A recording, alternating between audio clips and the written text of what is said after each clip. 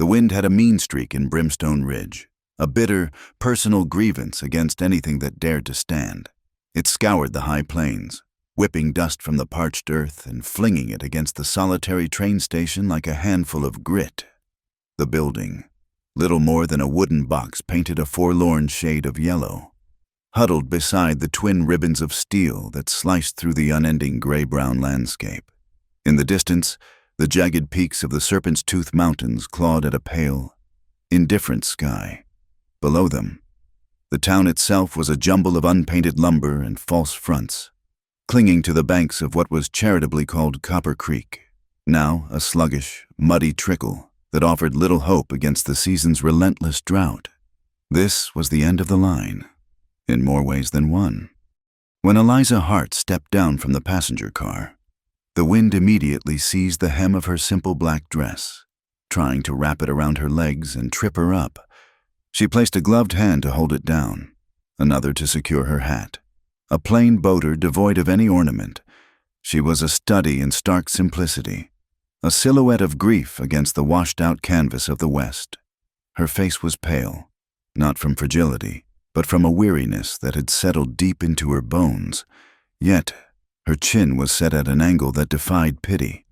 In one hand she clutched a worn leather valise, and in the other, a single train ticket, pinned to it, flapping insolently in the wind, was a crisp sheet of white paper. A small crowd of loiterers, men in dusty boots and sweat-stained hats, had gathered to witness the train's arrival. The day's main event, they watched her descend, their gazes a mixture of idle curiosity and raw appraisal. The station master, a portly man named Jebediah with a tobacco-stained mustache, bustled forward. "Name of Hart," he boomed, his voice carrying over the wind's howl. Eliza nodded, her throat too dry to speak. She extended the ticket. Jebediah snatched it from her hand. His thumb brushing against the attached note, he squinted, his lips moving as he read the spidery script. A slow, wheezing chuckle began in his chest and erupted into a full-throated laugh. He turned, holding the paper aloft for the benefit of the onlookers.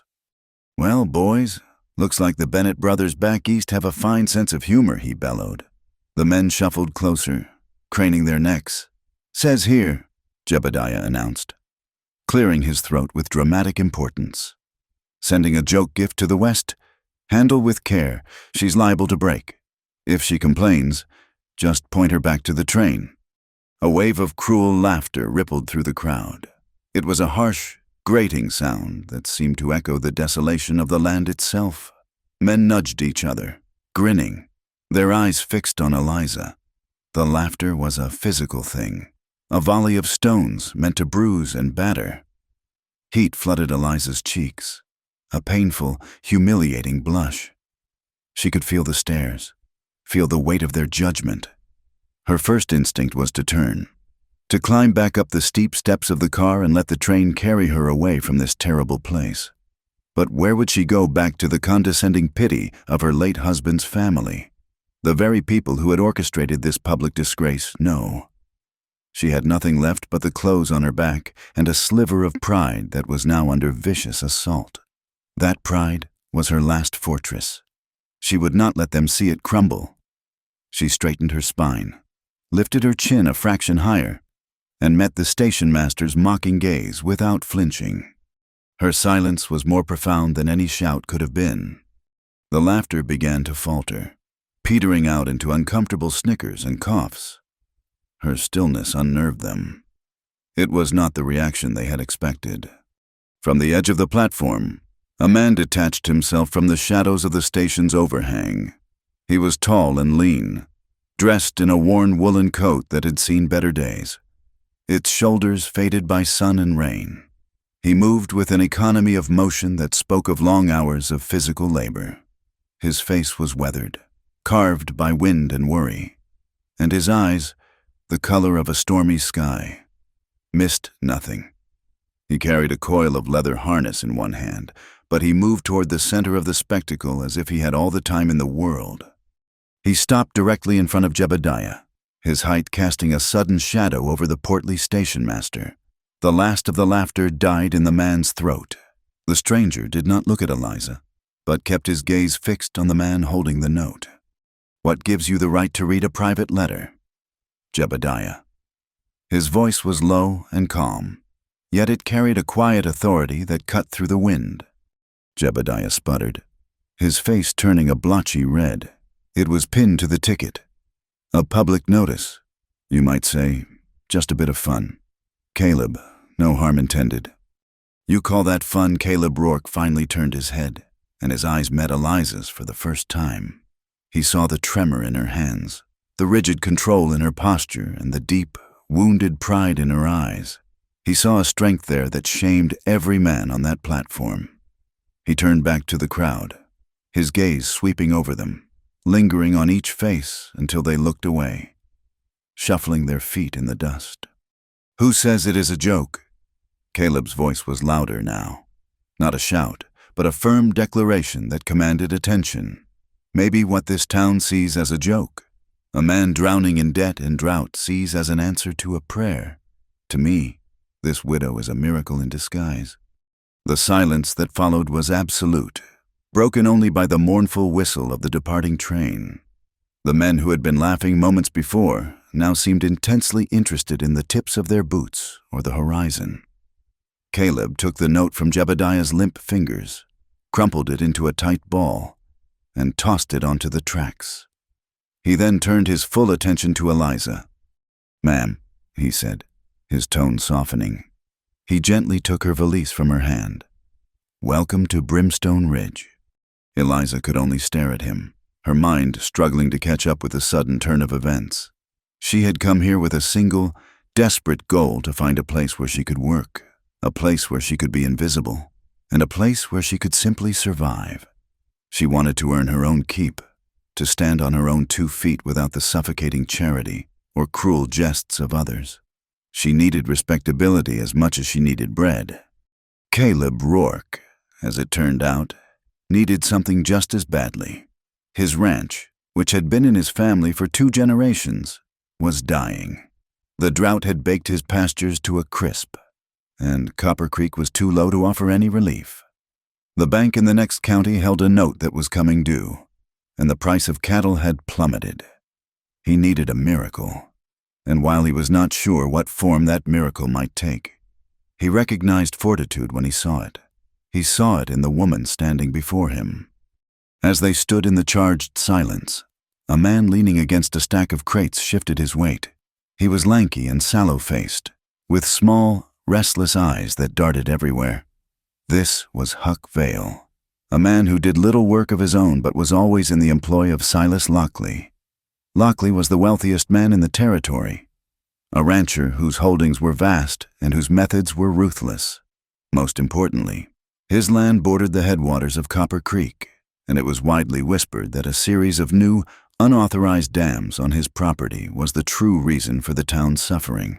Huck Vale's job was to watch and listen, to report every new face and every whispered complaint back to his master. He watched Caleb Rourke and the newcomer with particular interest.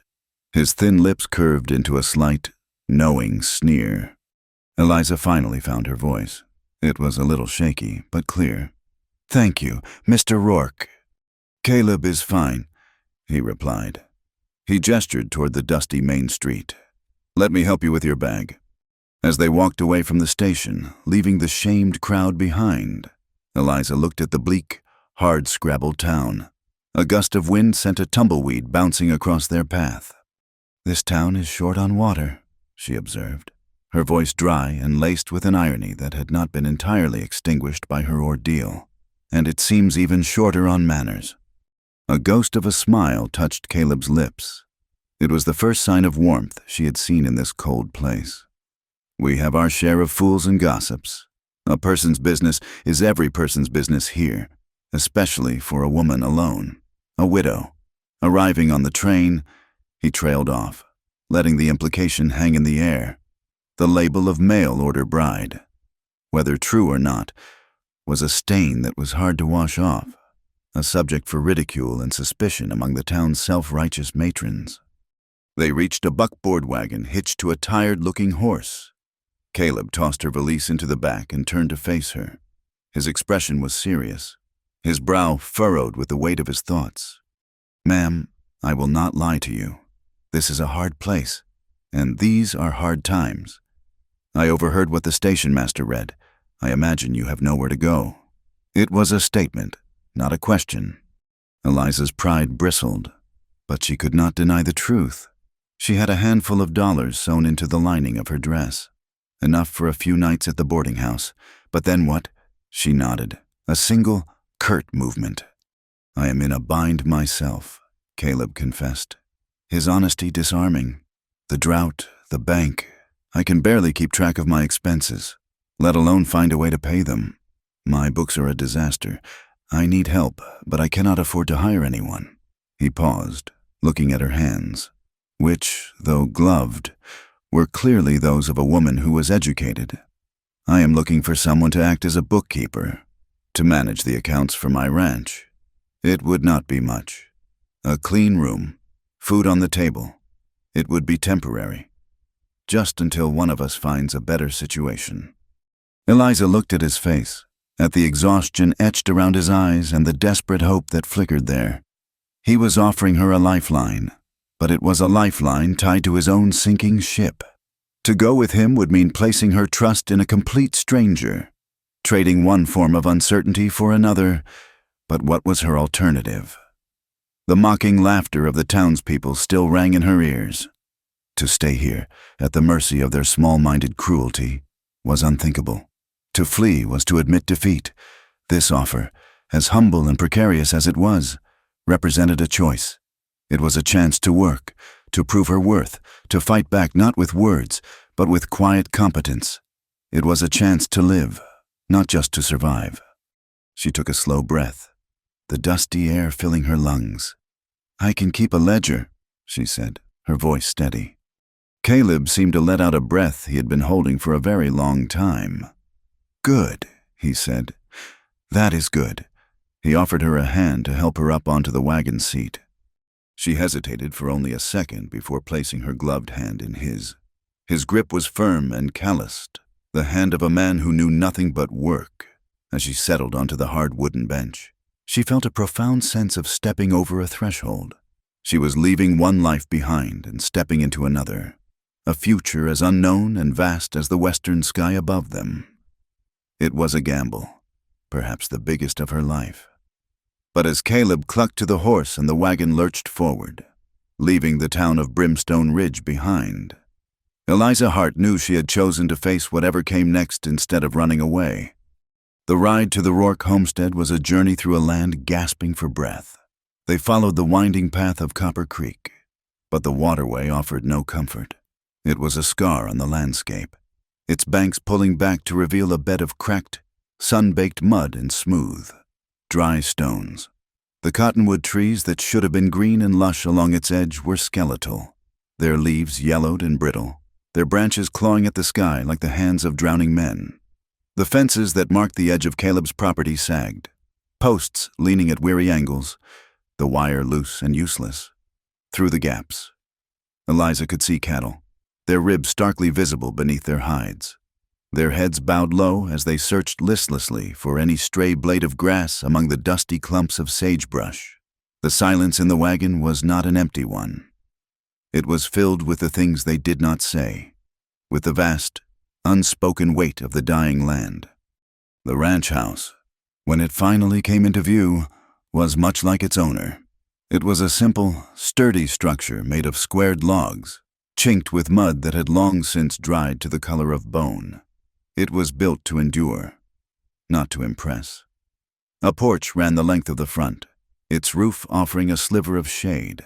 There was a stoicism to the place, a refusal to surrender. Yet signs of the struggle were everywhere.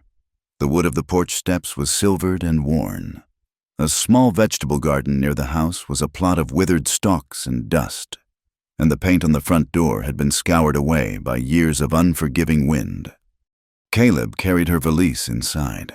The main room was dominated by a large stone fireplace, cold now in the autumn air. The furniture was simple, handmade, and worn smooth with use. Everything was clean, meticulously so, but there was an air of stark loneliness about the room. He showed her to a small room at the back of the house. It contained a narrow bed with a patchwork quilt, a small wooden chest for her belongings, and a washstand with a pitcher and bowl. A single window looked out over the endless, unforgiving plains. "It is not much," he said, his voice quiet. He placed her bag on the floor. "But it is clean, and it is safe." "It is more than enough," Eliza replied, her voice equally subdued. "Thank you." She did not unpack. Instead, she went back to the main room, where Caleb had gestured toward a small writing desk cluttered with papers. He had not exaggerated. What passed for his bookkeeping was a shoebox overflowing with crumpled receipts, threatening letters from the bank, and bills from the general store, all mixed together in a chaotic jumble. For the next several hours, she worked. She smoothed out each slip of paper, her brow furrowed in concentration. She found a dusty ledger book and a pen with a scratchy nib, and she began to impose order on the chaos. She sorted, she listed, she calculated. With each neat entry, she felt a small piece of her own fractured world clicking back into place. The numbers told a grim story of mounting debt and dwindling resources. But they were tangible. They were a problem she could define. And a problem defined was a problem that could be fought. Late in the afternoon, she took a break and went to the water barrel by the kitchen door. It was less than a quarter full. She understood then that water was not just a resource here. It was a currency more precious than gold. She found a tin cup and began to measure, calculating how much was needed for cooking, for drinking, for the animals. Rationing was a bitter necessity. Another battle in this silent war. The next morning, when she opened her bedroom door, a glass of milk sat on the floor just outside. It was still warm.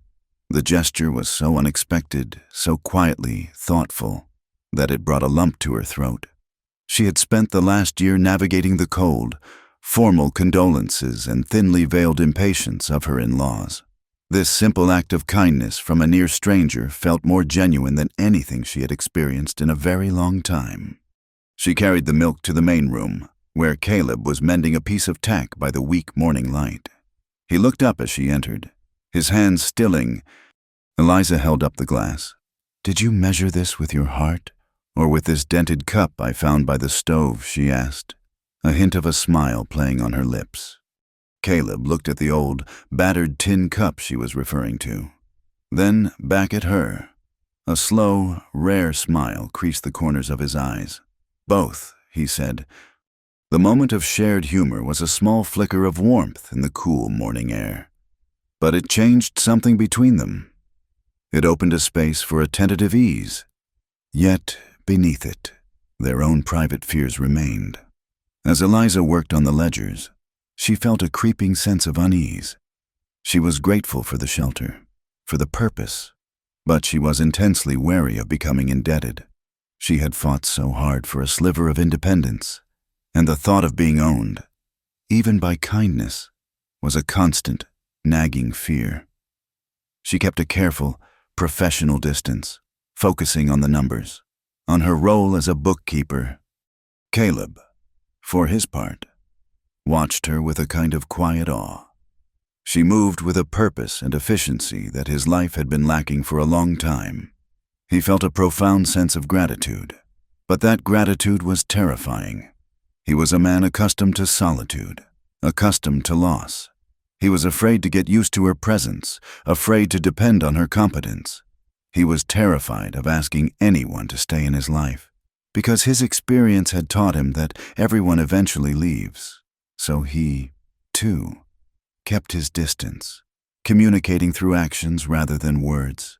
He made sure the wood box was always full, that there was always a warm glass of milk by her door, and that she was never made to feel like a burden. A week later, a trip to Brimstone Ridge for supplies was unavoidable. As they walked down the main street, Eliza felt the town's eyes upon them. The whispers were like the rustle of dry leaves. Mary Ann, the wife of the saloon owner, was sweeping the boardwalk in front of her establishment. She stopped as they approached, leaning on her broom and giving Eliza a long, pointed look. Her subsequent hushed comment to a customer lounging in the doorway was clearly audible. A widow in a bachelor's house. It is not a respectable situation. Further down the street, the town's preacher, Reverend Michael, tipped his hat to them, but his eyes were cool and distant. His gaze held a silent judgment that spoke volumes about the town's rigid, unforgiving social codes. Eliza felt the familiar heat of shame creep up her neck, but she forced herself to meet his gaze directly, her expression unreadable, until he looked away. Prejudice was a suffocating fog, and it seemed to follow her everywhere she went. While Eliza was in the general store, carefully selecting the most affordable sacks of flour and beans, Huck Vale materialized at Caleb's side. He had a way of moving that was almost reptilian, silent and sudden. "Rourke," he said, his voice a low drawl.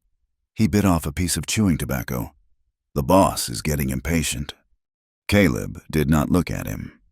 Keeping his eyes on the far mountains, "I have nothing to say to Silas Lockley."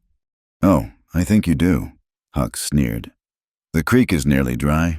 A man could walk across it without getting his boots muddy. But I hear the water is running just fine up on the Lockley property. Funny how that works." He paused, letting the threat sink in. "The boss is a generous man. He is willing to let a little bit of that water spill over into your section of the creek. All it will cost you is that lower pasture of yours. He has got the deed ready and waiting for your signature." Caleb's hands clenched into fists at his sides. The lower pasture was the only part of his land that still had a bit of life left in it, a patch of stubborn grass that clung to existence near a small spring. It was his last hope for his cattle. "You tell Lockley to go to hell," Caleb said, his voice a low growl. Huck Vale just chuckled, a dry, rattling sound. "Hell is a place without water. Rourke, you are already most of the way there." He spat a brown stream of tobacco juice into the dust near Caleb's feet and sauntered away. When Eliza returned to the wagon, she saw the storm on Caleb's face. The muscle in his jaw was tight, and his eyes were dark with a helpless rage. He said nothing on the long, silent ride back to the ranch. That evening, as they sat at the simple wooden table, the tension was unbearable. Finally, Eliza put down her fork. "What did that man want with you in town?" Caleb looked up, surprised by her directness. He hesitated. Then the words spilled out, a torrent of frustration and anger. He told her about Lockley's offer, the blatant threat, the impossible choice between his land and his survival. As he spoke, Eliza listened, her expression thoughtful. When he finished, she did not offer empty words of sympathy. Instead, she rose from the table and went to the desk, returning with a ledger book and a blank sheet of paper. "Anger will not solve this," she said, her voice calm and firm. "We need a plan." She opened the ledger to show him the stark reality of his debts. Then, on the clean sheet, she began to make a new set of columns. "First, we will start a water log. We will account for every single drop we use. We will find ways to conserve what we have." She then pointed a finger on the paper. "Second, there must be another source of water on this land. You mentioned a spring in the lower pasture. Perhaps we can dig a new well, away from the creek that Lockley controls. We could buy a hand pump." Caleb stared at her, at the determined set of her jaw, at the intelligent light in her eyes. For weeks, he had been staring at his problems, watching them grow until they blotted out the sun. He had felt completely alone, trapped. But Eliza was not looking at the problems. She was looking for solutions. She spoke of his ranch as something worth saving, for the first time in a very long time. Caleb felt a flicker of hope, a fragile spark in the overwhelming darkness. Eliza looked at him, her gaze unwavering. "I will make a bargain with you, Caleb Rourke. I will stay here for 30 days. For 1 month, we will work together. If, at the end of that time, we have found a way to secure a new source of water, and if we have made a payment, no matter how small, against the debt you owe the bank, then I will continue to stay. If we fail, Then I will take my leave with no hard feelings." It was not a promise of permanence, but a pact of honor. It was a challenge. It gave her an escape route, respecting her fierce need for independence. And it gave him a clearly defined goal, respecting his fear of relying on anyone for too long. Caleb looked from her determined face to the ledger that held the story of his failure, and then out the window at the land he was so close to losing. He was still afraid, but for the first time he was not alone in that fear. He met her eyes across the table. 30 days, he said, his voice hoarse. He extended his rough, calloused hand. Eliza placed her own hand in his. Her grip was surprisingly strong. Their handshake was not just a deal. It was a promise to fight together against the dust, the debt, and the darkness. Days bled one into the next, each measured by the slow swing of the sun across the vast, empty sky. Their 30-day pact was not marked on a calendar, but etched into the calluses forming on Eliza's hands and the deeper lines of exhaustion on Caleb's face. Life on the Rourke Ranch was a relentless cycle of labor, a constant battle against decay. Together, they patched the leaking wooden flume that carried a pathetic trickle of water from the spring to the horse trough. The work was slow and frustrating, the sun beating down on their backs, their hands sticky with pine tar. They rationed water for the new calves, their small, hungry mouths tugging at the buckets Eliza held steady. Every drop was accounted for in her ledger, a grim accounting of their dwindling lifeline. Caleb decided Eliza needed to learn to ride properly, not just sit perched on the wagon seat. He chose an old mare named Patience, a creature whose temperament matched her name. The first lesson was a comedy of flailing limbs and startled yelps. Eliza, so composed and in control with her numbers and plans, was a clumsy novice in the saddle. She held the reins as if they were a venomous snake, her body rigid with apprehension. Caleb stood in the center of the corral, a lead rope in his hand, his instructions calm and steady. He did not laugh at her, though a smile often played at the corners of his mouth. Instead, he offered quiet encouragement, his voice a low, reassuring presence against the vast silence of the plains. The creak of the saddle leather and the soft thud of the mare's hooves in the dust became the rhythm of their afternoons. During the second week, they were mending a section of fence in the lower pasture. A length of wire had snapped, and Caleb was teaching her a specific knot, one that would hold tight under strain. He stood behind her, his chest close to her back, as he guided her hands. He said, "First you make a loop, like this." His large, rough fingers moved over hers, demonstrating the motion. "Now you bring the end around and through." His touch was unexpectedly gentle, as her fingers fumbled with the coarse wire. His brushed against them. It was nothing, a fleeting contact, but a jolt went through Eliza. A small, clean shock of warmth that had nothing to do with the afternoon sun. She froze for a heartbeat, the wire forgotten. She was intensely aware of his closeness, the scent of dust and sun on his worn shirt, the quiet rhythm of his breathing. He seemed to feel it too. His hand stilled for a moment, and the air between them grew thick and quiet. Then, as quickly as it came, the moment passed. He cleared his throat and stepped back, leaving a cool space where his warmth had been. They finished the fence in a charged silence, their conversation limited to the practical needs of the job. Their fragile truce with the land was broken a few days later. Caleb returned from a ride along the creek bed, his face a mask of cold fury. He said without preamble, "He did it." Eliza looked up from the account book. "What are you talking about?" "Lockley. He had his men dump a wagon load of dirt and rock into the narrowest part of the channel, just past our property line. The flow is down to a trickle. It is barely enough to keep the spring fed." Eliza felt a surge of cold anger. It was a direct, deliberate act of strangulation. She stood up, her mind already working. "I am coming with you. I want to see it." She insisted on riding Patience, and though her posture was still stiff, she managed to keep up with him. The new earthwork was crude but effective, a raw wound of mud and stone that choked the already weak waterway. It was a declaration of war. Caleb's hands were clenched on his reins, a muscle twitching in his jaw. His instinct was to ride to Lockley's ranch, to meet this aggression with his own. Eliza, however, was looking at the dam with a different kind of intensity. Her gaze was sharp, calculating. She noted the angle of the bank, the approximate width of the channel, the height of the new obstruction. Her mind, so accustomed to figures and logic, was creating a map. She said quietly, "We cannot fight him with fists.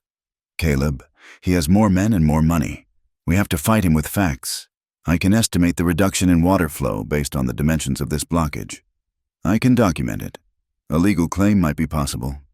Caleb looked at her, his anger momentarily replaced by surprise. He saw only a pile of dirt meant to ruin him. She saw evidence, a mathematical problem to be solved. That evening, the mood in the small house was somber. Eliza, trying to lift their spirits, had taken extra care with dinner. She had made a stew from a jackrabbit Caleb had brought home, adding wild onions she had found near the house. When Caleb took his first bite, however, his expression did not change. Eliza watched him for a moment. "You season your food like you are sprinkling a handful of snow in the middle of the desert." She said it with a straight face, but her eyes held a spark of humor. A flicker of a smile touched Caleb's lips. He reached for the salt cellar. "I suppose I have gotten used to a certain simplicity." The small moment of levity broke the tension. As they ate, a comfortable quiet settled between them. In this quiet, Caleb found the courage to ask a question that had been on his mind for weeks. He said, "The people who sent you here, the Bennetts, your late husband's family." Eliza's hands stilled around her fork. She looked down at her plate. "Yes, George was a good man, kind. We were only married a year. He was an engineer for the railroad. There was an accident, a boiler explosion." "I am sorry," Caleb said softly. "It was not their fault, but they never truly accepted me. I came from a family of teachers, not bankers. After George died, they seemed to think I was unlucky, a bad omen." She looked up, her eyes meeting his. Her voice was flat, devoid of self-pity. "They found my presence a burden. Sending me out here was their way of washing their hands of me." Caleb said nothing, but his expression was one of deep, empathetic understanding. He knew what it was to be seen as a failure, to be defined by circumstances beyond one's control.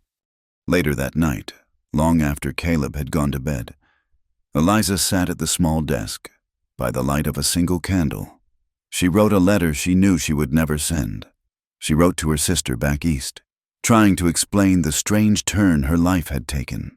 She described the endless sky, the suffocating dust, the harsh beauty of the land.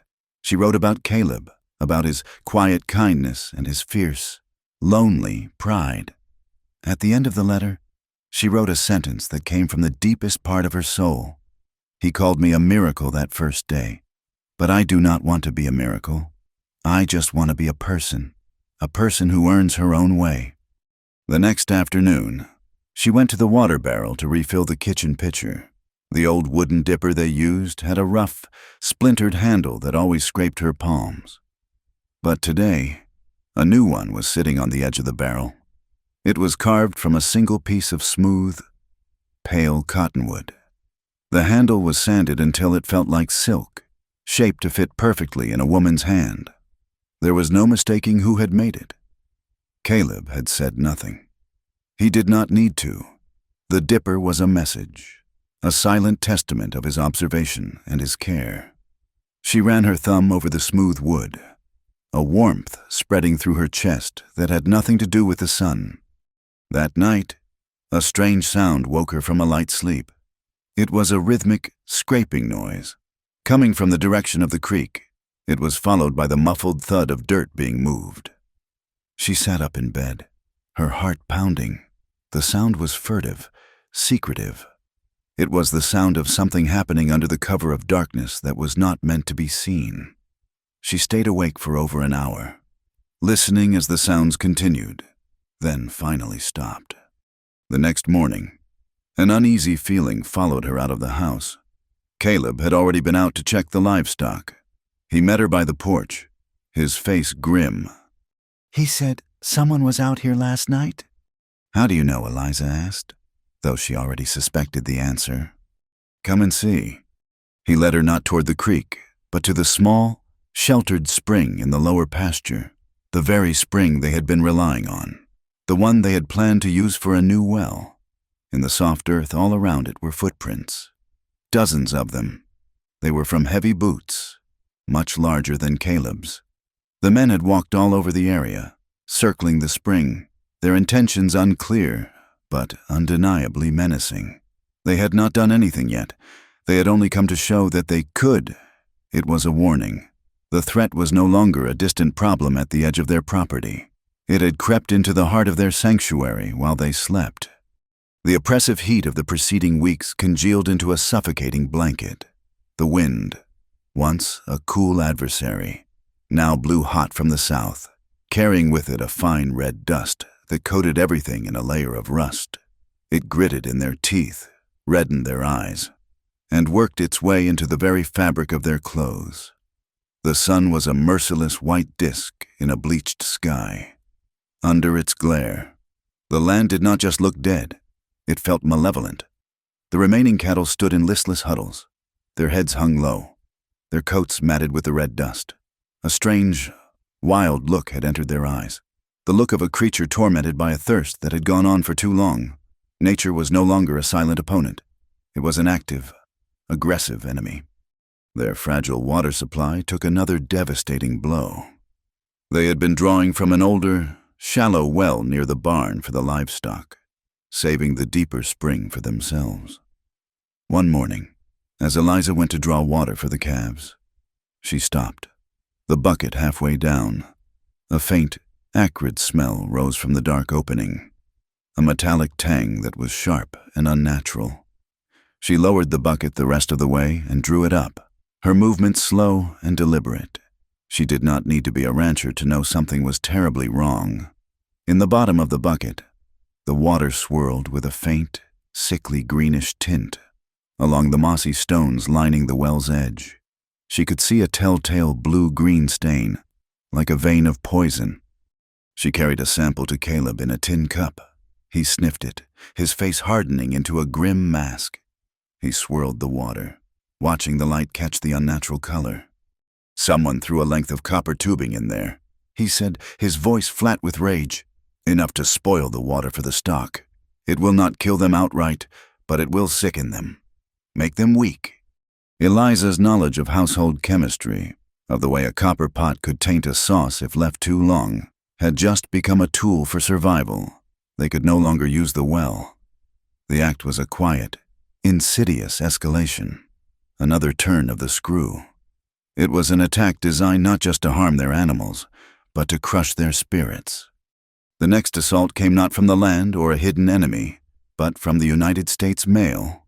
The post rider, on his weekly route, delivered a small, neatly wrapped parcel addressed to Eliza Hart. It bore the postmark of her former home back east. Her heart gave a small, foolish leap. For a moment, she imagined it was a letter from her sister, a word of encouragement. She took the package into the house, her fingers trembling slightly as she untied the string. Inside, nestled in tissue paper, was a widow's veil. It was a heavy, black crepe, the very symbol of the constrained, grieving life she had been forced to lead. Beneath it lay a single, folded sheet of paper. The handwriting was elegant, familiar, and cruel. The note was simple: return to sender, property no longer wanted. The air rushed out of Eliza's lungs. She sank into a chair, the black veil clutched in her hand. It was a vicious, calculated strike, designed to remind her that she was nothing but a piece of property, a failed acquisition to be disposed of. The Bennett family was not content to have merely exiled her. They wanted to ensure she understood she had no home to return to, no identity other than the one they had rejected. All the humiliation of the train station, all the loneliness of her journey, all the shame she had fought so hard to overcome, came rushing back. For a long while, She sat in the silent house, the cruel note and the suffocating veil her only companions. The impulse to flee was a physical ache. She could pack her valise, walk back to Brimstone Ridge, and take the next train heading anywhere. She could run until she found a place where no one knew her name or her story. It would be the easy thing to do. It would be an admission of defeat. Slowly, a different feeling began to burn through the cold despair, a hot, cleansing anger. She had survived their judgment. She had found a foothold, however precarious, in this brutal land. She had earned a place not through marriage or inheritance, but through her own grit and intelligence. She would not let them reach across 1,000 miles to pull her back down into the darkness. That evening, she walked out a short distance from the house, into the red twilight. She built a small fire of dry sagebrush and twigs. When the flames were dancing, she took the black veil, the symbol of her unwanted past, and dropped it into the fire. The crepe caught quickly, shriveling into a black, unrecognizable mass before turning to ash and smoke that drifted up into the purple sky. It was a quiet, solitary act of rebellion, a funeral for the woman she was supposed to be. Caleb watched her from the porch. He did not intrude, but he saw the small fire, and he saw what she put into it. He understood it was a ritual he had no right to interrupt. When she came back to the house, her face was calm, her eyes clear. The fire had burned away her hesitation. He spoke into the gathering darkness, his voice low. "My wife, Mary, and our son, they are buried on that hill over there. The fever took them 5 years ago. The year after that, a blizzard took half my herd. The year after that, the drought started. This land, it takes everything you love." He looked at her, his face etched with a profound and weary sorrow. "That is why I'm afraid of promises. Eliza, I have seen what happens to them out here. They turn to dust, just like everything else." His confession was not a plea for pity. It was an explanation. It was a gift of trust, an answer to the unspoken question of his own guarded heart. He was not rejecting her. He was admitting he was afraid to offer her a future he was not sure he could provide. The next day, as if by unspoken agreement, they returned to their work with a renewed sense of shared purpose, to break the grim mood. Eliza insisted on giving Caleb a formal lesson on the ledger she had created. She sat him down at the desk. "This is the alphabet of debt. Caleb Rourke, and you are going to learn to read it." She pointed to the neat columns. "This one is expenditures. This one is income, though it is looking a little lonely at the moment." Caleb, a man who could read the sky for rain and the ground for tracks, squinted at the pages of spidery numbers as if they were written in a foreign language. He was clumsy and slow, his large finger tracing the wrong lines, his brow furrowed in concentration. For the first time, their roles were completely reversed. She was the expert, he the struggling student. The quiet warmth of the moment, the shared focus over the book of numbers, was a comfort to them both. The outside world, however, would not leave them to their fragile peace. 2 days later, Caleb found a section of the new barbed wire fence he had just finished stringing cut clean through. A half-dozen of his already weakened cattle had wandered off his property. He spent the entire day tracking them down. As he was riding the fence line back, he saw a familiar figure on a distant ridge, watching him. It was Huck Vale. He was not trying to hide. He was making his presence known. That night, the weight of their situation felt heavier than ever. The poisoned well, the cut fence, the constant, silent pressure from Silas Lockley. It was all part of a slow, methodical campaign to destroy them. Caleb paced the floor of the small room, a caged animal. "He will not stop. He will keep pushing until I break." "Then we cannot let him push us," Eliza said, her voice cutting through his despair. "We have to push back." "What do you suggest we do, ride over there and get ourselves shot?" "No," Eliza replied, her voice steady and sure. "We fight him in a way he does not expect. We take him to court. I have documented everything, the state of the creek before and after he built his dam, my calculations on the reduced water flow. We have a witness who heard Huck Vale deliver the threat. We will go to the county courthouse and file a legal claim for our water rights. We will make this a public fight, a battle of laws, not of force." Caleb stopped pacing. He stared at her, at the fierce intelligence burning in her eyes. All his life, he had solved problems with his hands, with strength and endurance. The idea of fighting with papers and words was foreign to him, but he saw the logic in it. He saw the courage. He saw the one path they had not yet tried. For the first time, he was not just accepting her help, he was recognizing her as his strategist, his leader in this new kind of war. He gave a slow, deliberate nod. "All right, Eliza, we will do it your way."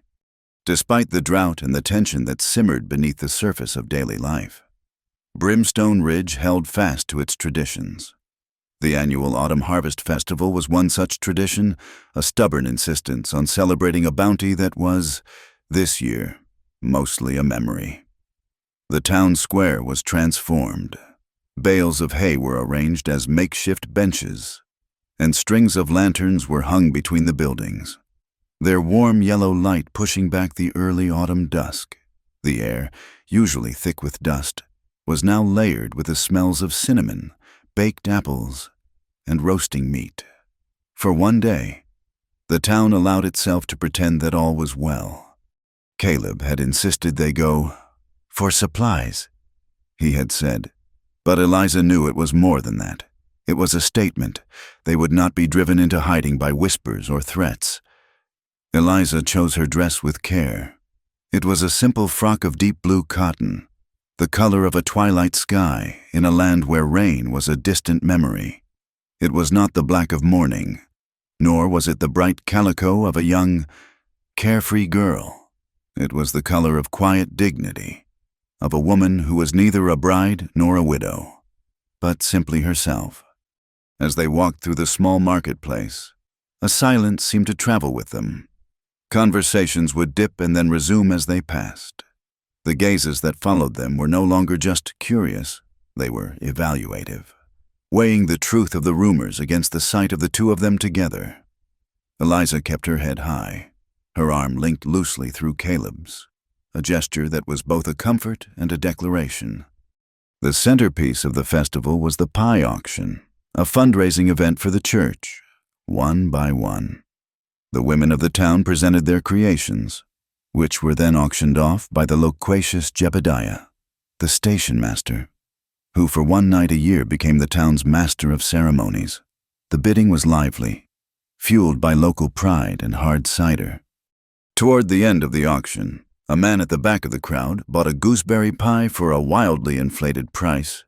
He was a stranger, a rough-looking man with a florid face and a loud voice. As he came forward to claim his prize, he held up a hand to stop the proceedings. "If you will indulge me for a moment," he boomed, his voice slurring slightly. "I have a piece of correspondence I was paid to deliver, a public announcement. You might say it is from the esteemed Bennett family, back east." A murmur went through the crowd. Eliza felt Caleb's arm tense beneath her hand. Her blood ran cold. The man fumbled in his coat pocket and produced a familiar, hated piece of paper.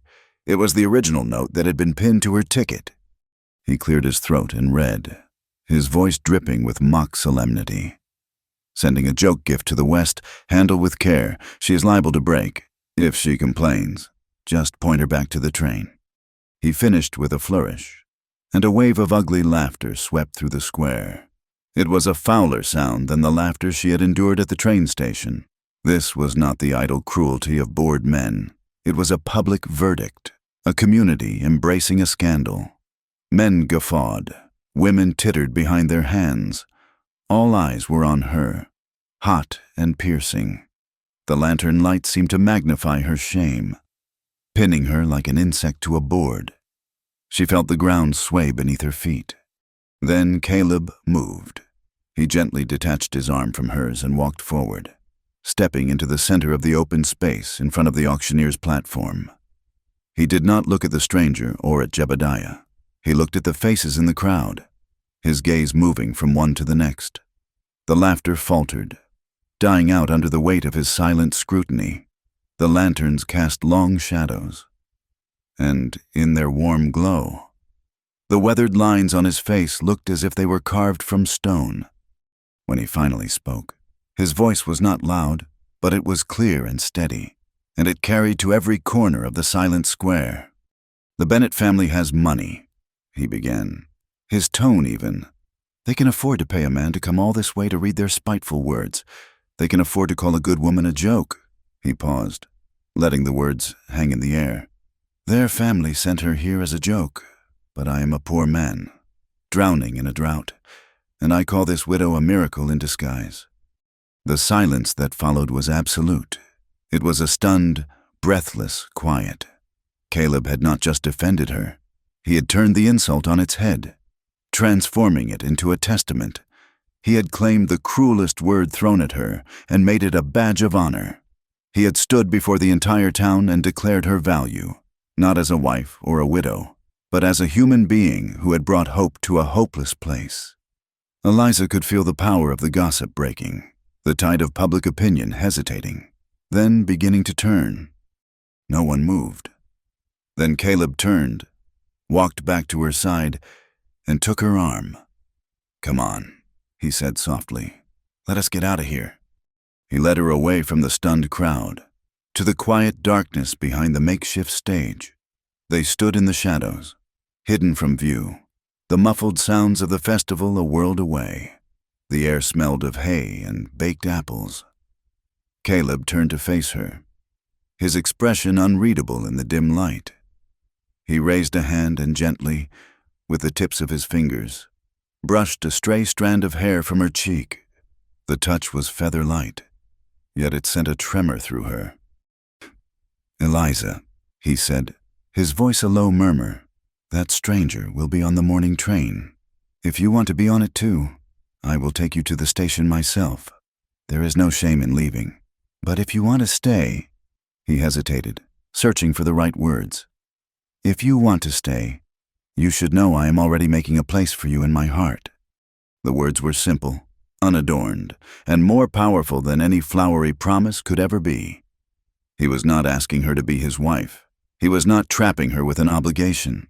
He was offering her a choice, and at the same time, he was offering her the truest, most vulnerable part of himself. Tears pricked at the back of her eyes, but she would not let them fall. Instead, she took a step closer to him. From the square, the fiddler struck up the hesitant, hopeful notes of a waltz. A slow smile touched Eliza's lips. She took his calloused hand and placed it on her waist. She took his other hand in hers. "What are you doing?" he asked, his voice rough with confusion. "I am teaching you to dance.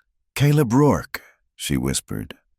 He was stiff and awkward, a man more accustomed to the rhythms of the earth than the rhythms of music. He stepped on her toes, and they stumbled, but they did not stop. There, in the shadows, surrounded by the scent of autumn, they moved in a slow, clumsy circle. It was a dance of two lonely, wounded people finding a moment of grace in a world that had offered them very little. It was a quiet, profound intimacy, more real than any public spectacle. They were choosing to stand together, not just in defiance of the town, but for each other. Their private victory was short-lived, before they left the festival. Silas Lockley mounted the auctioneer's platform. His voice was smooth and commanding, the voice of a man used to being obeyed. He spoke of the terrible drought, of the shared hardship the community was facing.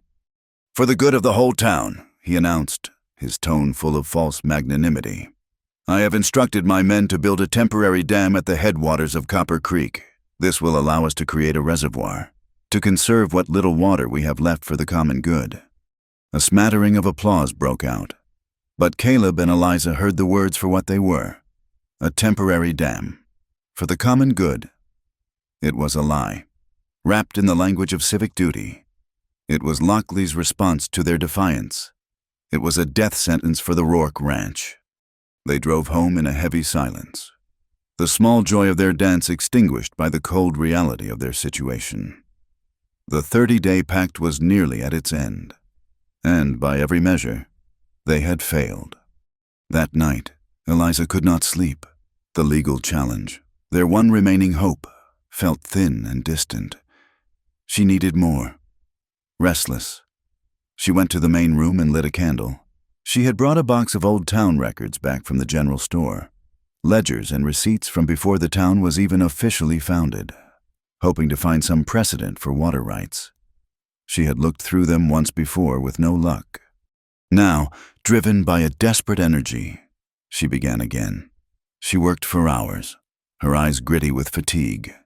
Deep in a dusty crate of property surveys from decades ago, she found a rolled bundle of brittle paper. She carefully unrolled it on the desk. It was a hand-drawn map of the valley, old and faded. But as she held the candle closer, she saw something else, sketched in faint pencil, almost invisible against the yellowed paper, was a thin, deliberate line.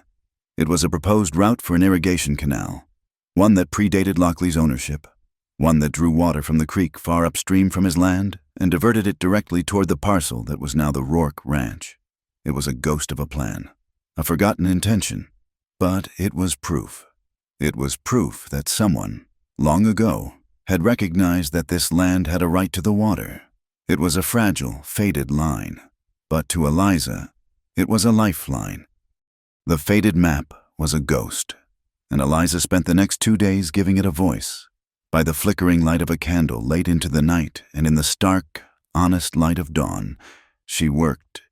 She spread her meticulously kept water logs next to the old survey, her pen scratching across fresh sheets of paper as she translated the faint pencil marks of the proposed canal into the cold, hard language of arithmetic. The old plan had allocated a specific, measurable volume of water to the parcel of land Caleb now owned. By comparing that historical right to the drastically reduced flow she had documented since Lockley's dam was built, she found what she was looking for. The numbers did not lie. Silas Lockley was not just hoarding water. He was actively stealing a quantified, legally defined share that belonged to the Rourke Ranch. The evidence was circumstantial, but it was mathematically sound. One piece was still missing. The old map indicated a specific intake valve and sluice gate that would have fed the original canal, if she could find any remnants of it, any sign that it had once existed. Her case would be immeasurably stronger. She knew it was a long shot, a search for a historical footnote in a land that erased history with wind and dust. She also knew she had to try. She told Caleb her plan in the cool of the next morning. "I'm going to ride up to the headwaters. I need to see the land for myself, to see if there is any trace of the old works." "It is too dangerous for you to go alone," he stated, his jaw set. "Lockley's men are all over that territory. And it is too dangerous for you to be seen there," she countered, her logic unassailable. "Your presence would be seen as a provocation. They are watching you, but me, I am just a woman out for a ride. They will not see me as a threat." He did not like it, but he could not argue with her reasoning. He saddled patience for her himself, his movements tight with worry. He checked the cinch 3 times and gave her a full canteen of their precious water. His final words were a command, not a request. Be back before dusk. The ride was unnerving. The landscape grew wilder, the trail less distinct. She kept to the low ground, using the sparse cover of the dry creek bed to stay out of sight. After 2 hours, she found it. It was not much, just a series of rotting timbers half buried in a collapsed section of the creek bank and a rusted piece of iron machinery that might have once been part of a gate mechanism. It was exactly where the old map said it would be. A surge of triumph went through her. It was enough. It was the physical proof she needed. Her small victory was immediately overshadowed by a change in the sky. The air had grown heavy and still, and the light had taken on a strange, yellowish cast. To the west, the horizon was disappearing behind a solid, roiling wall of brown. A dust storm. She had heard Caleb talk about them, but she had never seen one. It was moving with an unnatural speed, a hungry, devouring thing. There was no time to outrun it. She urged patience toward a small bluff, remembering a cluster of ancient, half-dead cottonwoods she had passed. She dismounted and scrambled into the hollowed-out space beneath the massive, exposed roots of the largest tree, pulling the frightened mare in close behind her. The storm hit not with a roar, but with a sudden, suffocating silence as the world was erased. The wind howled, and the air turned to a thick, choking fog of sand and dirt. It was like being buried alive. Grit blasted against her face, finding its way into her eyes, her mouth, her lungs. She huddled deeper into the shallow cave of roots, her arms wrapped around her head, and waited. Caleb had been watching the sky. He had felt the change in the air, and a cold dread had seized him. He did not hesitate. He saddled his fastest horse and rode out, his face set, his eyes scanning the landscape that was rapidly vanishing into the haze. He followed the path he knew she would have taken, his heart a cold, heavy knot in his chest. He found her an hour after the worst of the wind had passed, though the air was still thick with dust. Patience's whinny of relief was the sound that guided him. Eliza was huddled on the ground, shivering, her face pale and streaked with grime. She looked up as he dismounted, her eyes wide with a mixture of fear and relief. He said nothing. He simply shrugged off his heavy woolen coat, knelt, and wrapped it around her trembling shoulders. The coat smelled of him, of leather and clean sweat, a scent that was solid and real in the disorienting aftermath of the storm. He helped her to her feet, his hands firm on her arms, and led both horses to the meager shelter of a rock overhang on the side of the bluff. They waited there as the sky slowly lightened, the dust settling like a red shroud over the land. They did not speak. There was no need for words. They stood close together in the cramped space, his solid presence a shield against the elements. She could feel the warmth of his body through the thick coat, hear the steady, calm rhythm of his breathing. It was an intimacy born not of passion, but of shared peril and profound relief. In that quiet moment, huddled against the storm, they were no longer a rancher and his bookkeeper. They were just two people, holding on in a world that was trying to tear them apart. When the air was clear enough to travel, they started for home. Caleb leading the horses, Eliza walking beside him, still wrapped in the heavy coat. The silence between them was no longer charged or uncertain. It was a comfortable, shared space. They arrived back at the ranch to a new crisis. The old mare, Patience's mother, was in labor, and she was in distress. The foal was breech. For the next hour, there was no time for exhaustion or fear. They worked together by the light of a lantern in the barn, Caleb's hands sure and gentle, Eliza following his instructions, tearing strips of clean cloth, boiling water, her voice a low, soothing murmur to the frightened animal. There was a moment of panic, a shared, breathless fear that they would lose them both. But then, with a final, shuddering effort from the mare and Caleb's expert guidance, the foal was born in a steamy, miraculous rush. It was a filly, all long, wobbly legs and huge, dark eyes. Within minutes, it was struggling to stand, and with a clumsy lurch, it found its feet and took its first unsteady steps. Eliza watched, a lump in her throat, as the foal nudged its mother and began to nurse, in the heart of the drought. Surrounded by the evidence of death and decay, a new life had begun. It was a stubborn, beautiful argument against despair. Their brief respite was interrupted 2 days later by the arrival of a buggy. Reverend Michael was driving, and seated beside him were two of the town's most influential women, the leaders of the church's moral society. They had come on a mission. Eliza invited them into the house, her expression carefully neutral. She offered them water, which they accepted with pursed lips. Reverend Michael cleared his throat. "My dear Mrs. Hart," he began, his tone dripping with paternalistic concern, "we have come as friends. The town is concerned. It is not a proper arrangement. A young widow living unchaperoned in the house of a bachelor. It invites gossip. It sets a poor example." Eliza listened patiently until he had finished. She did not flush or become defensive. When she spoke, her voice was calm and level. "Reverend, I thank you for your concern. Mr. Rourke offered me a position as his bookkeeper in exchange for room and board. It is a business arrangement, nothing more. My reputation is my own affair, and I assure you it is quite safe. But the propriety of it all, one of the women chimed in. The propriety of a woman earning an honest wage to keep from starving, Eliza countered, her voice still quiet, but now edged with steel. I would think the church would find more to be concerned about in a man who steals water from his neighbors than in a woman who keeps a clean ledger. The conversation was over. They left in a cloud of indignant silence. Their mission a complete failure. The next day, Caleb and Eliza rode to the county seat. They went to the courthouse, a formidable stone building that smelled of old paper and stale justice. With the faded map and Eliza's meticulous ledgers as their evidence, they filed their claim. The clerk, a man with tired eyes and ink-stained fingers, read through the documents with a flicker of interest.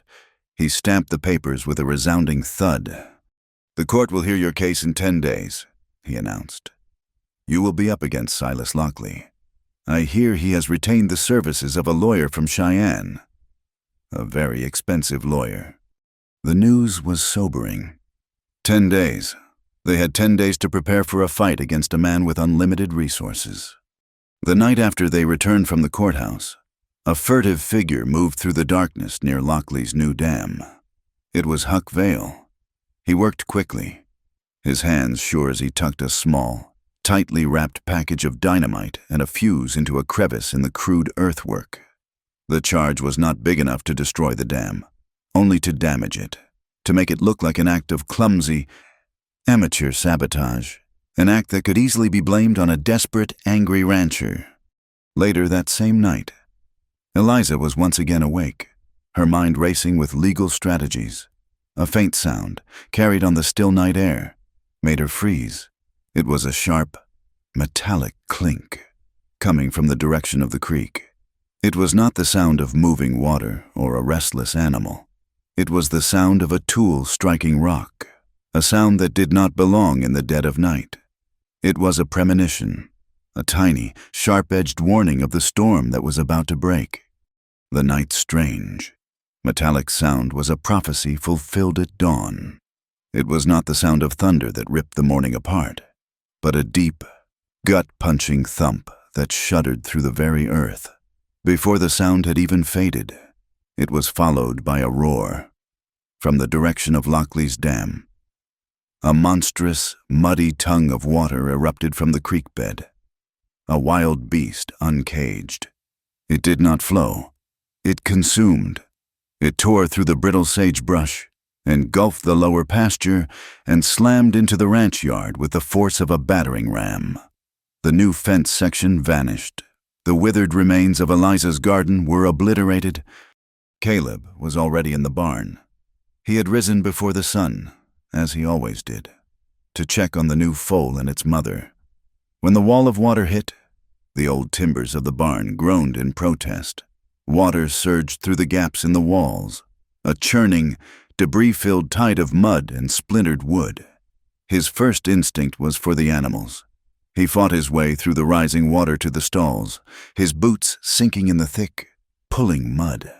He managed to shove the mare and her foal toward the high ground at the back of the barn, then turned for the calves in the next pen. That was when a main support beam, its foundation washed away, finally surrendered. It did not just fall, it twisted and collapsed, striking Caleb a glancing blow on the shoulder before crashing down and blocking the main doorway. The impact sent a blinding, sickening pain through him, and his left arm went numb and useless. He staggered back, his shoulder dislocated, as the mud and water swirled around his waist, pulling at him with a cold, relentless grip. He was trapped. Eliza saw the barn collapse from the house. For a single, frozen moment, she was paralyzed by a terror so absolute it stole the air from her lungs. Then, adrenaline surged through her, a hot, potent fire. She did not scream, she did not panic. She acted. She grabbed the new coil of rope from the porch, a wet rag from the water barrel, and ran, not away from the danger, but directly into it. The force of the current nearly swept her off her feet. She tied the rag around her mouth and nose to filter the dust and the foul smell of the stagnant water. She fought her way to the corner of the corral, where a thick fence post, one Caleb had set only a month before, was still holding firm. With numb, clumsy fingers, she looped one end of the rope around it, pulling the knot tight with all her strength. It was her anchor. Playing out the line, she waded into the maelstrom, toward the ruined barn. "Caleb!" she screamed, her voice hoarse. "Caleb!" She heard a faint groan from within the wreckage. He was alive. She reached the blocked doorway, a chaotic jumble of splintered wood and rising mud. She could see him inside, slumped against a stall door, his face pale, his arm hanging at an unnatural angle. The water was up to his chest. "I cannot move," he managed to say, his voice weak with pain and shock. "My shoulder—" Eliza tied the free end of the rope around her own waist. She found a purchase on a broken section of the wall and began to pull at the timbers blocking the door, her muscles screaming in protest, her hands scraping raw against the splintered wood, one by one.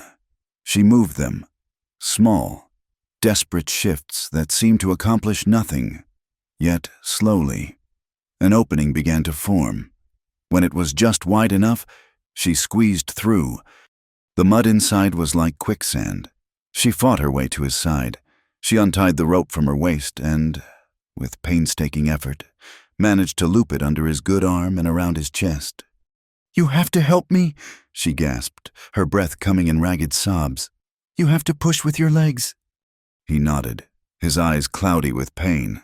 She scrambled back out of the opening and began to pull. It was a dead weight, an impossible task.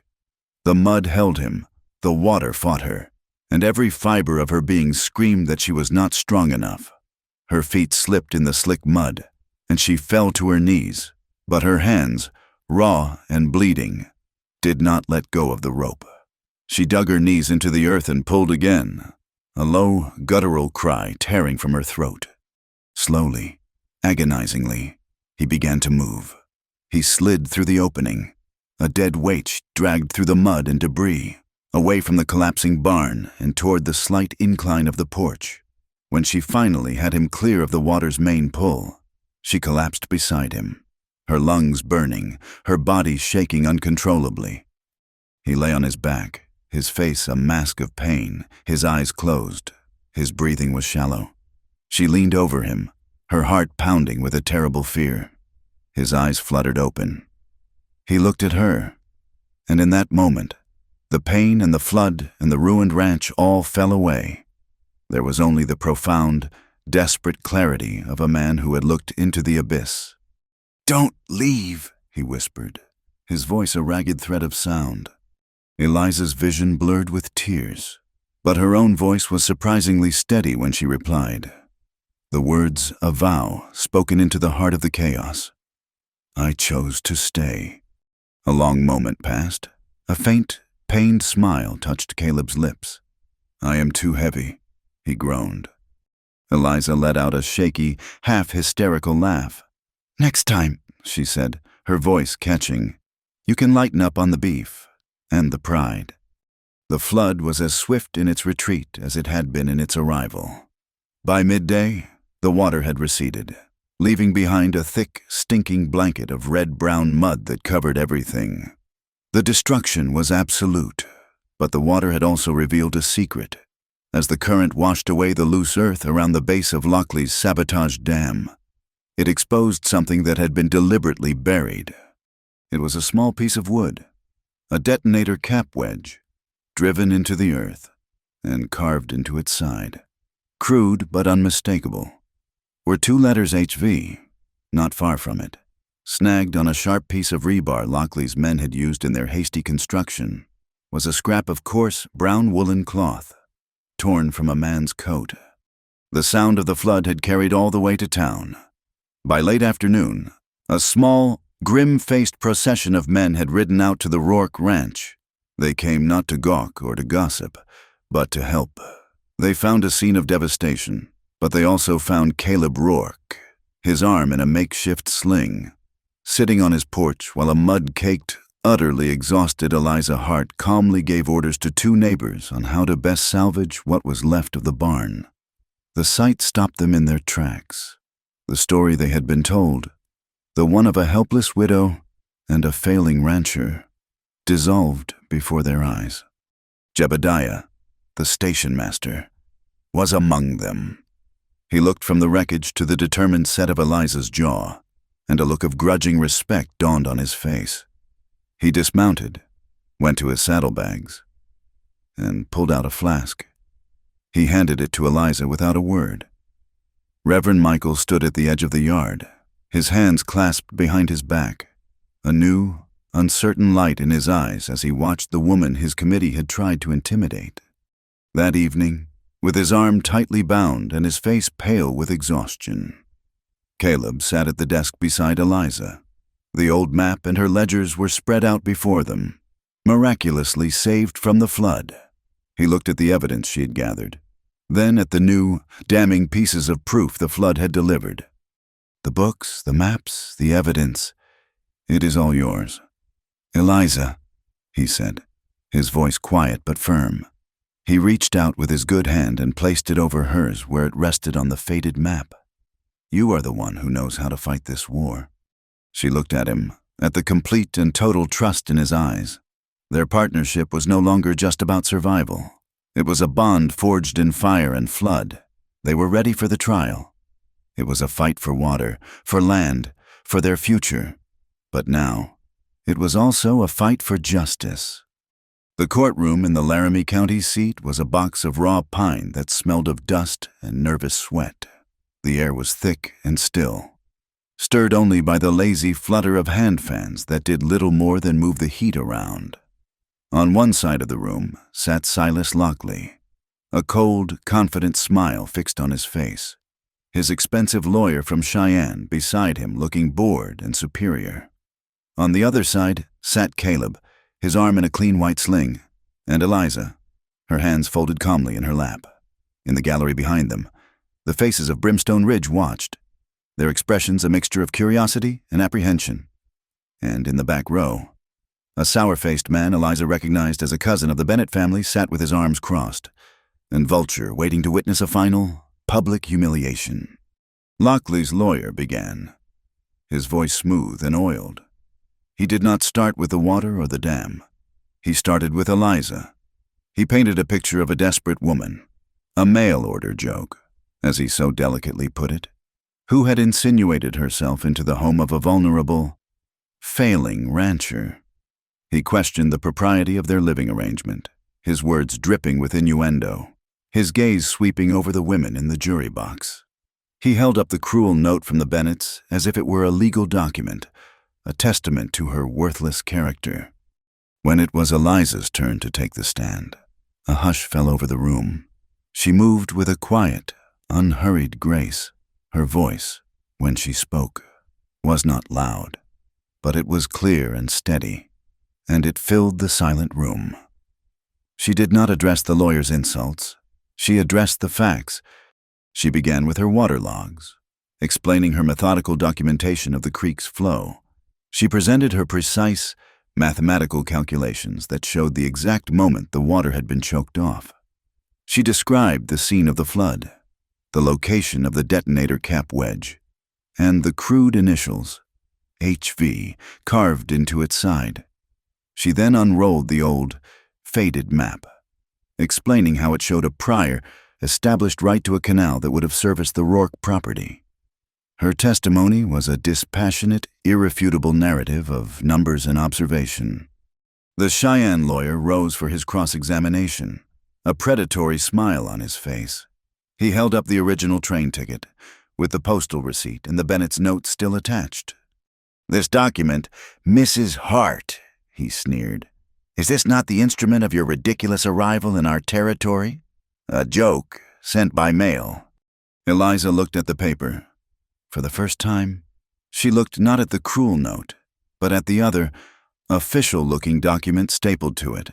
It was a standard postal and property transfer receipt, used for sending valuables, and on it, in the fine print she had never bothered to read, was a detailed description of the item being conveyed. It was not a train ticket for a person. It was the legal transfer of a specific named Asset 1 right-of-way and easement, in perpetuity, for access to and use of the Copper Creek Ford, formerly the property of George Hart's late uncle, to be conveyed to his heir or assigned agent upon presentation of this receipt. The Bennetts, in their eagerness to be rid of her, had not bought her a simple ticket. They had used the cheapest method to formally transfer the last, forgotten asset of a distant relative, an asset they considered as worthless as the widow they were exiling. They had, with their own spiteful hands, legally delivered to her the very key to the entire dispute. "My husband's uncle owned much of this valley before Mr. Lockley," Eliza said, her voice ringing with a newfound clarity. "It appears his family, in their haste, has given me his legal right-of-way to the creek." The Cheyenne lawyer's jaw went slack. The Bennett cousin in the back row turned a mottled shade of red. The judge leaned forward, his interest piqued, and asked to see the document. Caleb's testimony was brief. He stood before the court, his useless arm a silent testament to the violence he had endured. His voice was low and rough. "I have debts. Your Honor, I owe the bank for seed that would not grow and for cattle that starved. That is between me and the elements. That is my failure." He paused, and his eyes found Silas Lockley's. But the water they stole. The final witness was Huck Vale. He was nervous, his shifty eyes darting around the courtroom. He denied everything, his voice a reedy whine. He claimed he was on the other side of the county the night of the explosion. As he spoke, he gestured with his hands, a nervous habit. Eliza's eyes narrowed, on the back of his right hand, poorly disguised by a layer of grime, was the raw, pink, puckered skin of a fresh burn, exactly where a man might be scorched by a short fuse. "Your Honor," Eliza said, her voice cutting through Huck's testimony, "might I ask the witness to show the court his right hand?" Huck froze, his hand dropping to his side. The judge's gaze sharpened. "Show the court your hand, son," he commanded. Reluctantly, Huck held up his hand. The powder burn was undeniable. At that moment, Caleb's neighbor, the one who had helped him salvage the barn, stood up in the gallery. That piece of cloth they found. He called out, "It is from a coat I saw Huck Vale wearing at the festival. I remember it because my wife mended a tear in that very same sleeve last month." The case collapsed. Huck Vale, under the judge's piercing stare, began to stammer, his lies unraveling into a pathetic, mumbled confession. The judge's verdict was swift and absolute. Silas Lockley was found guilty of unlawfully diverting water, of conspiracy to damage property, and was slapped with a fine so heavy it made him visibly pale. The court ordered the immediate and permanent removal of the dam and issued a permanent injunction, forbidding him from ever interfering with the natural flow of Copper Creek again. Justice, in its slow, grinding way, had finally arrived. As the judge's gavel fell, a strange sound filled the courtroom. It started as a single, hesitant clap from the back. It was followed by another, then another. Soon, the entire gallery was applauding. It was not a loud, boisterous ovation. It was a steady, rhythmic, and deeply genuine expression of a community that had witnessed not just a legal victory, but a moral one. They were applauding the quiet widow who had refused to be broken and the stubborn rancher who had refused to surrender. But Eliza was not finished. She stood and addressed the bench one last time. "Your Honor," she said, her voice clear, "the easement, the right-of-way that was conveyed to me. I wish to legally donate it to the township of Brimstone Ridge to ensure that no one person can ever again control the water, and that all residents will have public access to the creek, now and forever." The applause that followed was louder this time, tinged with awe. Later, they stood on the courthouse steps, the sounds of the town a distant murmur. The setting sun bathed the dusty street in a soft, golden light. They did not speak. They did not need to. Eliza looked up at Caleb, and he looked down at her. his uninjured arm no longer in a sling but resting gently on her back. In his eyes, she saw not just gratitude, but a profound and boundless love. And in her own gaze, she gave him the answer he had been waiting for. The drought was not over, and the debts were not yet paid, but their future, like the newly freed waters of Copper Creek, was finally beginning to flow. The world did not transform overnight. The judge's gavel did not bring the rain, nor did it erase the deep lines of debt in Eliza's ledger, but it changed the air. The flow of water in Copper Creek was a steady, gurgling promise, and with it, a current of hope trickled back into their lives.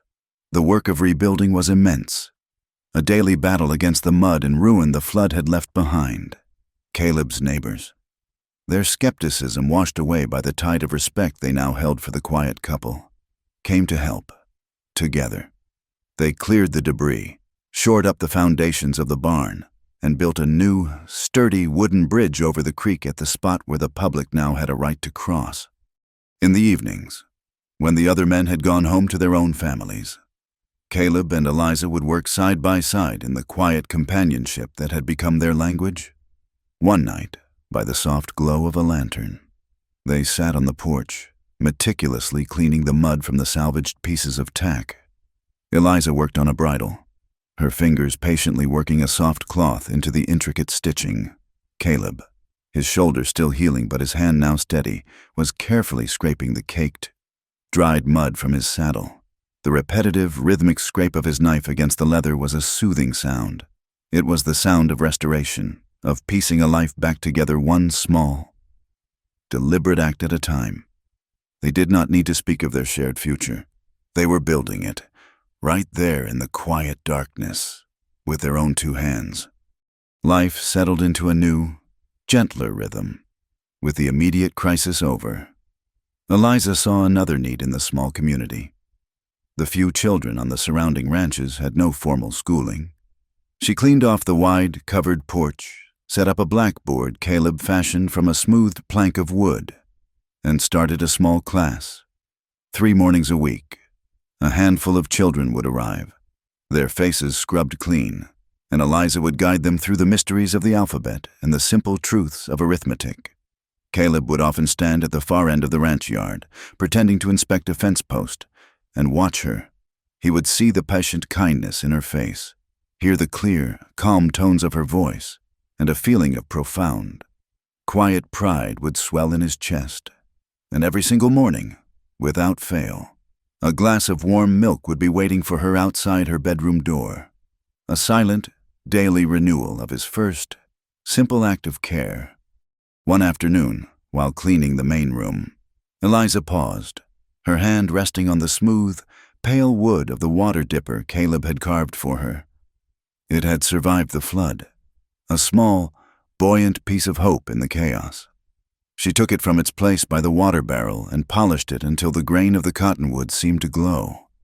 Then she drove a small nail into the wall beside the great stone hearth, the very center of the home, and hung the dipper there. It was no longer just a tool. It was a relic, a symbol of the quiet, watchful care that had been the true foundation of their partnership. It was a promise made of wood and patience. A month after the trial, a fancy hired buggy, looking comically out of place, rolled up to the ranch. A woman Eliza vaguely recognized as one of the Bennett cousins stepped out. She was dressed in the latest Eastern fashion, her face a mask of distaste as she surveyed the still-scarred ranch yard. She had come, she announced, to offer an apology on behalf of the family. The apology was a masterpiece of insincerity.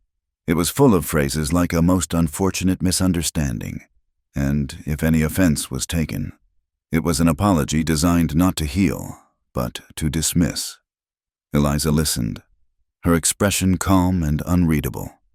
When the woman had finally wound down, Eliza simply nodded. "Thank you for making the long journey. You can tell the family not to trouble themselves further." Her voice was serene, devoid of any anger or triumph. Their little joke, as it turns out, was quite beneficial. The cousin looked confused. "Beneficial?" "Yes," Eliza said, a ghost of a smile touching her lips. The water rights that came with that train ticket have allowed this ranch to survive. Your joke, as it happens, has re-watered a homestead and given an entire community its creek back. You may tell them that." The woman left in a cloud of baffled silence.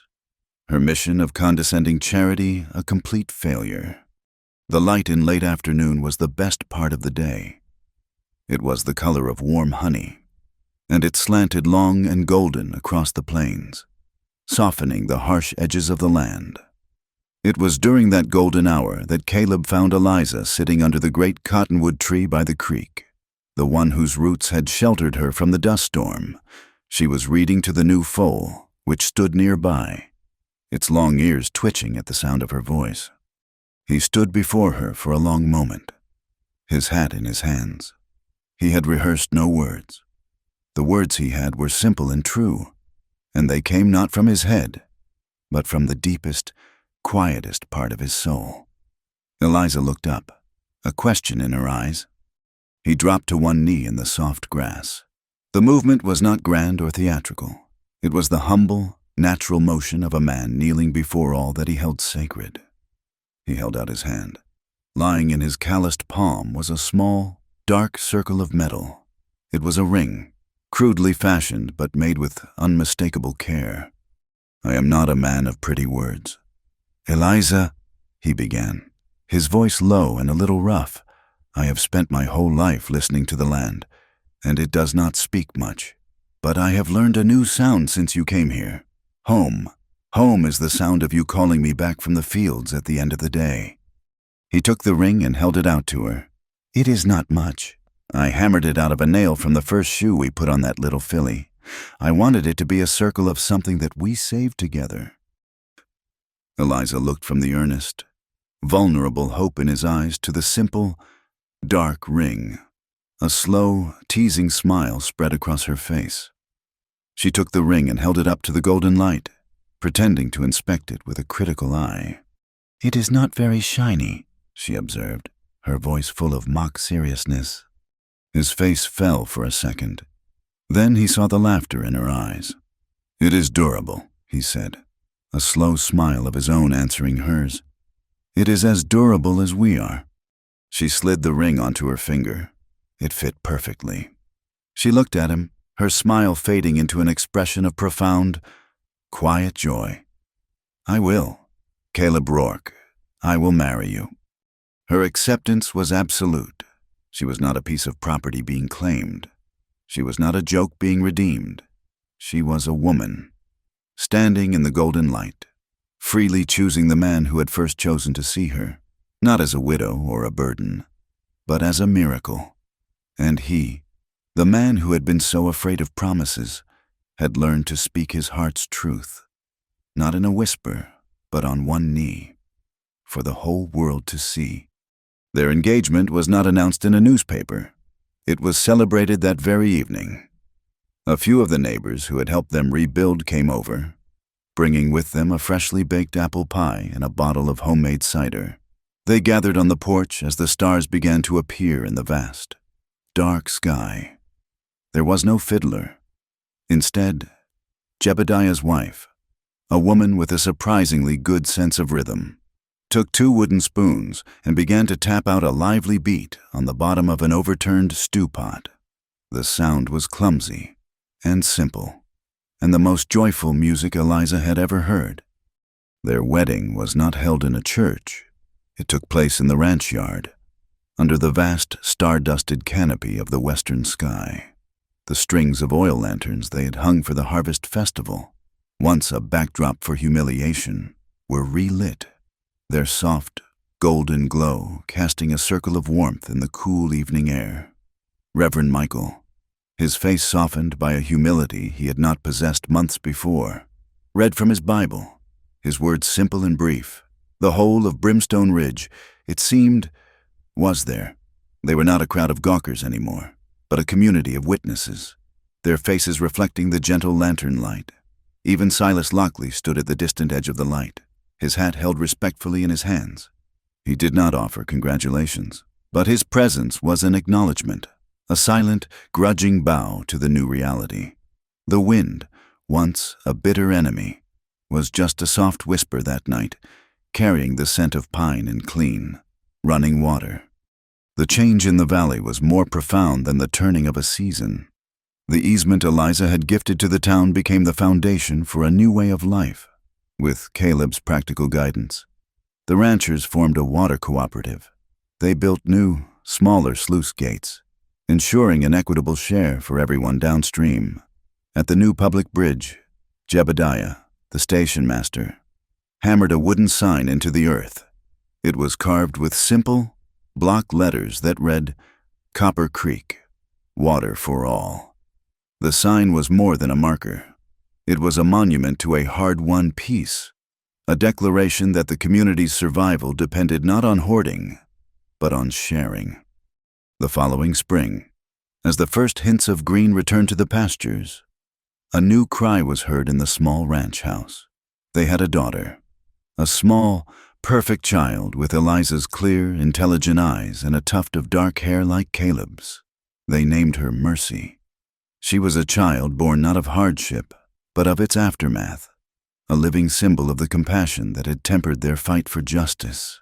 Outside, the filly they had saved from the flood, now grown sleek and strong, kicked up her heels and raced the wind around the rebuilt corral.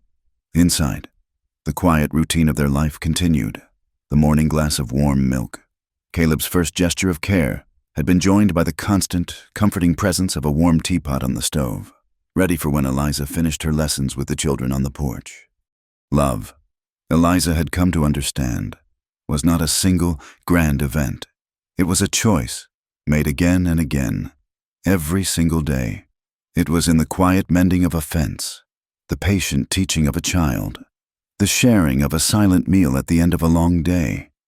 And she knew that a woman's worth was not measured by her marital status or the whispers of gossips, but by the strength of her own character and the quiet dignity with which she met the world. One cool autumn afternoon, a year after her arrival, Eliza took out a small wooden box where she kept her few treasures. Inside was the rough, dark ring Caleb had fashioned from a horseshoe nail. She took the old, folded train ticket, the instrument of her shame that had become the key to her salvation, and placed it in the box beside the ring. The cruel joke had been transformed, its venom drawn, leaving behind only the memory of the journey that had brought her home. The two objects lay side by side, one a symbol of a brutal beginning, the other a promise of a durable future. They were two halves of the same story. That evening, they sat together on the porch swing Caleb had built, watching as the setting sun painted the sky in shades of rose and gold. The air was cool, and the sound of the creek was a steady, peaceful murmur in the background. Their daughter slept soundly in a cradle just inside the open door. Caleb wrapped his arm around Eliza, his good shoulder now strong and fully healed.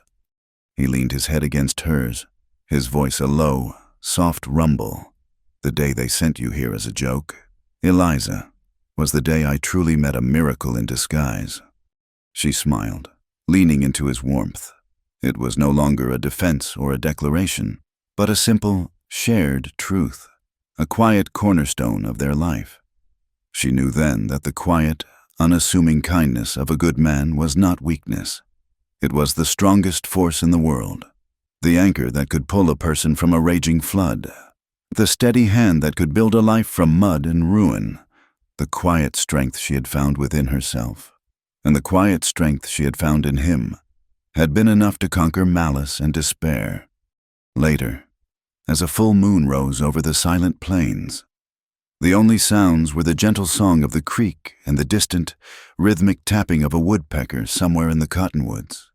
It was the sound of a heartbeat, steady and enduring. It was the sound of life, having returned to the parched land. It was the sound of a long promise, being kept. Thank you for listening to our story. Please comment with where you are listening from, so we can all connect and share our thoughts. And please subscribe to our channel Wild West Night, like this video, and support us further by pressing the hype button so this story can be heard by more people.